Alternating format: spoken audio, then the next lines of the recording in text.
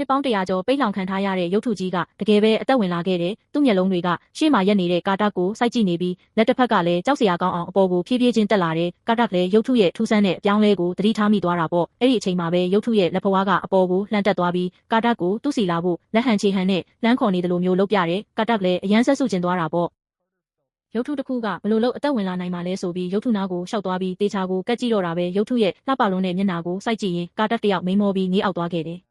အဲ့ဒီမှာတင်ရုတ်တရက်သူရုပ်ထုရဲ့လက်ကောက်ဝတ်ကိုသတိထားမိသွားပြီးအထဲကနေအရေတွေစီးဆင်းနေတဲ့အတန်ကိုကြားလိုက်ရတယ်။ကာတက်ကလည်းအကြံကြီးတဲ့သူဆိုတော့စွန့်စားတဲ့ဆုံးဖြတ်ချက်တစ်ခုချလိုက်တယ်။ဒီရုပ်ထုတွေကထွက်တဲ့အရေကဘလို့ရတာလဲဆိုတာမြည်စမ်းကြည့်ကျင်လာတာနဲ့လက်ကောက်ဝတ်ကိုလှမ်းကိုက်လိုက်တာပေါ့။အဲ့ဒီလိုကိုက်လိုက်တာနဲ့တပြိုင်နက်ပြင်းရှာပြီးပြစ်ခဲနေတဲ့အရေတွေကသူ့ပါးစပ်ထဲကိုအရှိန်နဲ့ပြည့်ရှံသွားတော့တာပဲထူးဆန်းတာကအဲ့ဒီအရေရဲ့အရသာကသူ့အတွက်တနေရာမှာရင်းနှီးနေတယ်လို့မျိုးခံစားရတယ်။အဲ့ဒီအချိန်မှာပဲကာတာရဲ့စိတ်ထဲမှာရှေးဟောင်းအတန်ကြီးတစ်ခုကရုတ်တရက်ဟိန်းထွက်ပြီးပဲ့တင်ထက်သွားခဲ့တယ်။တစ်ဖက်မှာလည်းဂျွန်ကတစ်ခုခုတော့လွဲနေပြီဆိုတာကိုအာယုံရလိုက်တယ်။တယောက်ယောက်ကမျိုးနွယ်စုရဲ့တားမြင့်နယ်မြေတွေကိုခိုးဝင်သွားပြီဆိုတာကိုပေါ့။အဲ့ဒီအချိန်မှာကာတာရဲ့မျက်လုံးတွေကအနီးရောင်ပြောင်းသွားပြီးသူ့ကောင်းထဲမှာမြင်ကွင်းတွေအလုံးရင်းနဲ့ဝင်လာတော့တာပဲ။အဲ့ဒီမြင်ကွင်းထဲမှာအရန်လာပေမဲ့တကယ်ကိုကြောက်စရာကောင်းတဲ့အမျိုးသမီးတစ်ယောက်ရှိနေပြီးသူမရောက်သွားတဲ့နေရာတိုင်းမှာတက်ရှိဟူသမျှဘာမှမကြံအောင်ပျက်စီးသွားခဲ့ရတယ်။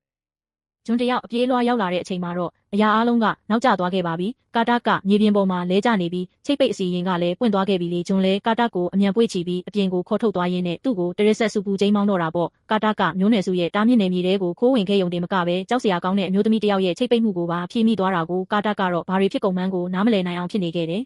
။နောက်တော့သူအဲ့ဒီတားမြင့်နယ်မြေကိုနောက်တစ်ခေါက်ပြန်သွားကြည့်တဲ့အခါမှာတော့ရုပ်ထုကြီးကမရှိတော့ပဲမြေပြင်ပေါ်မှာပြန့်ကျဲနေတဲ့အပိုင်းစာတွေကိုပဲတွေ့ခဲ့ရတော့တယ်။